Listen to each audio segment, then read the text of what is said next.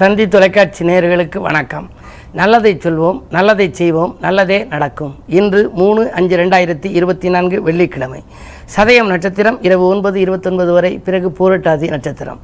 இன்றைக்கு அக்கின் நட்சத்திரம் ஆரம்பம். அக்கின் நட்சத்திரம் அப்படின்னாலே மக்களுக்குள்ள ஒரு பயம் வந்துடும். காரணம் என்னென்னா, அக்கின் நட்சத்திர காலம், அக்கின் நட்சத்திர தொடுப்புனா சுபகாரியங்கள் எதுவும் செய்ய மாட்டாங்க.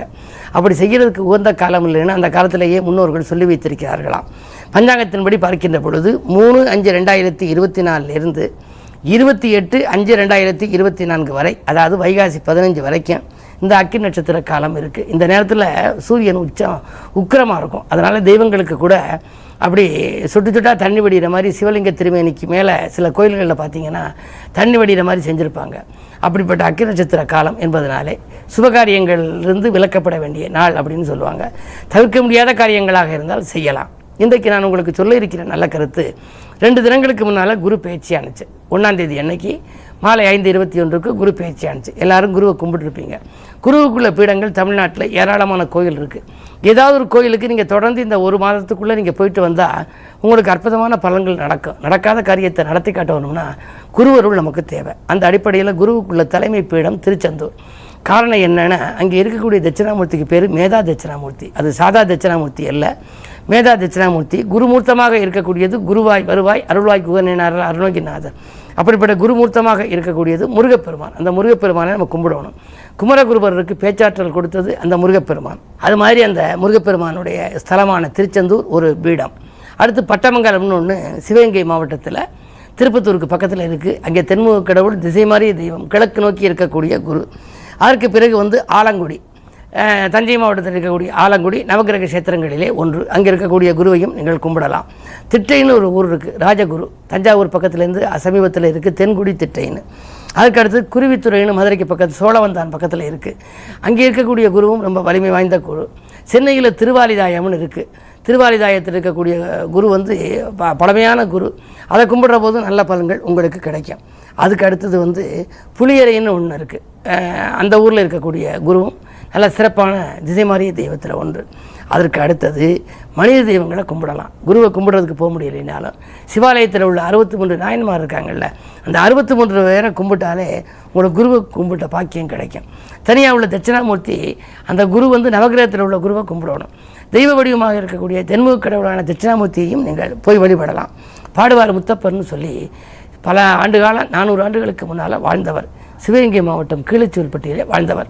மழை வர பாடியவர். மழை வானா வந்துச்சு, மழை நில்லுனா நின்றுச்சு. வாக்குப்பளிதம் உள்ளவர் பாடுவார் முத்தப்பர்னு. அதுபோன்ற அந்த ஆலயங்களுக்கும் நீங்கள் வழிபடலாம். குன்றக்குடியிலே கூட அவருக்கு சிலை இருக்குது. சிங்கமுனரில் முத்துவடுகநாத சித்தர்னு ஒன்று அற்புதமான மனித தெய்வம். அந்த வடிவ தெய்வத்தையும் இது மாதிரி கும்பிடலாம். இது மாதிரி ஏதாவது ஒரு குருவை நீங்கள் கும்பிடணும். குரு வழிபாடு, அதுலேயும் குறிப்பாக ரிஷபராசிக்காரர்கள், அவருக்கு ஜென்ம குருவாக வருது. அதே நேரம் மிதுன ராசிக்காரர்களுக்கு விரய குரு.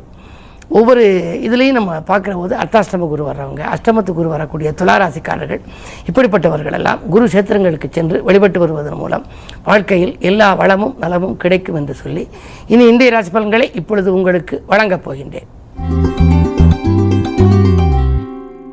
மேசராசி நேயர்களே, நல்ல காரியம் இல்லத்தில் நடைபெறுகின்ற நாள். இன்று நட்பு வட்டம் உங்களுக்கு விரிவடையும். பண தேவைகள் உடனுக்குடன் பூர்த்தியாகும். வாங்கல் கொடுக்கல்கள் ஒழுங்காகும். இந்த நாள் நல்ல நாள். ரிஷபராசி நேயர்களே, உங்களுக்கு ஜென்மகுருவின் ஆதிக்கத்தால் இடமாற்றங்கள், வீடு மாற்றங்கள் வரலாம். உறவினர்கள் உங்களுக்கு உதவி செய்வதாக சொல்லி கடைசி நேரத்தில் கையை விரிக்கலாம். இருந்தாலும் கூட உங்களுடைய தன்னம்பிக்கையும் தைரியமும் குறையாது. அதே நேரத்தில் நீங்கள் 10லே சனி இருப்பதனாலே புதிய தொழில் தொடங்கலாமா அல்லது இருக்கும் தொழிலையே டெவலப் செய்து, அதாவது விரிவு செய்து நடத்தலாமா என்றெல்லாம் நீங்கள் நினைப்பீர்கள். உங்கள் எண்ணங்கள் ஈடேற வேண்டுமானால் இன்று வெள்ளிக்கிழமை என்பதனாலே அம்பிகையை வழிபடுவது நல்லது. மிதுனராசி நேயர்களே, உங்களுக்கெல்லாம் வாழ்க்கை தேவைகள் பூர்த்தியாகும் நாள். வளர்ச்சியில் ஏற்பட்ட தளர்ச்சி அகலும். சனி பகவானுடைய அருளும் உங்களுக்கு இருக்கிறது. அதே நேரத்திலே மறைந்த குருவால் நிறைந்த தனலாபம் உங்களுக்கு உண்டு. கேந்திராதிபதி தோஷம் பெற்ற கிரகம் மறைந்திருப்பதனாலே நன்மைகள் உங்களுக்கு அதிகம் நடைபெறும். குறிப்பாக கல்யாணம் போன்ற சுபகாரியங்கள் நடைபெறுவதில் இருந்த தடை அகலும். தொழிலில் கூட உங்களுக்கு மேலதிகாரிகள் உங்களுக்கு இணக்கமாக நடந்து கொள்வார்கள். நீங்கள் கேட்ட சலுகைகளை வழங்குவார்கள். கடகராசி நேயர்களே, உங்களுக்கு சந்திராஷ்டமம். எது செய்தாலும் யோசித்து செய்ய வேண்டும். நண்பர்கள் உங்களுக்கு நல்ல விதமாக உதவி செய்வதாக சொல்லிவிட்டு கடைசி நேரத்தில் கையை விரித்து விடுவார்கள். பொருளாதார பற்றாக்குறை அதிகரிக்கும். ஒரு கடனை அடைக்க மற்றொரு கடன் வாங்கும் சூழல் உண்டு. என்ன இருந்தாலும் யோசித்து செயல்பட வேண்டிய நாள். இறைவனை பூசித்தும் செயல்படுவது நல்லது. சிம்மராசி நேயர்களே, உங்களுக்கெல்லாம் அருகில் உள்ளவர்களின் அனுசரிப்பு குறைகின்ற நாள். ஆதரவு கரம் நீட்டுபவர்களின் எண்ணிக்கையும் குறையும். கண்டகச்சனியின் ஆதிக்கம் இருப்பதால் ஆரோக்கிய தொல்லை உண்டு. மூட்டு வலி, முழங்கால் வலி, கழுத்து வலி என்று வரலாம். அதே நேரத்தில் யாருக்காவது பொறுப்பு சொல்லி பணம் வாங்கி கொடுத்தால் அதனால் சிக்கல்களும் வரலாம். இன்று கவனத்தோடு செயல்பட வேண்டிய நாள். கன்னிராசி நேயர்களே, பயணங்களால் பலன் கிடைக்கும் நாள். பக்குவமாக பேசி காரியங்களை சாய்த்துக் கொள்வீர்கள்.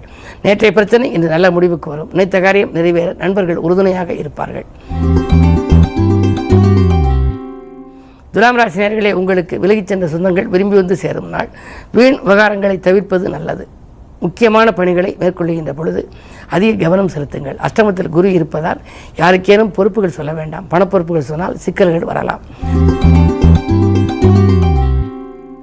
விருச்சிக ராசி நேயர்களே, உங்களுக்கு வெற்றி செய்திகள் வீடு வந்து சேரும் நாள். வியாழனுடைய பார்வை இருக்கின்ற பொழுது கவலைப்பட தேவையில்லை.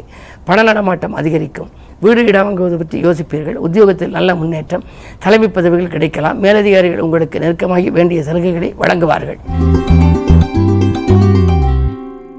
தனுசு ராசி நேயர்களே, 6ல் குரு இருப்பதனாலே மறைமுக எதிர்ப்புகளுக்கு மத்தியில் உங்கள் வாழ்க்கை அமையும். பிள்ளைகளாலும் உங்களுக்கு சில பிரச்சனைகள் வரலாம். பொது வாழ்வில் இருப்பவர்கள் வீண்படிக்கு ஆளாக நேரிடும். எதையும் யோசித்து செய்வதே நல்லது.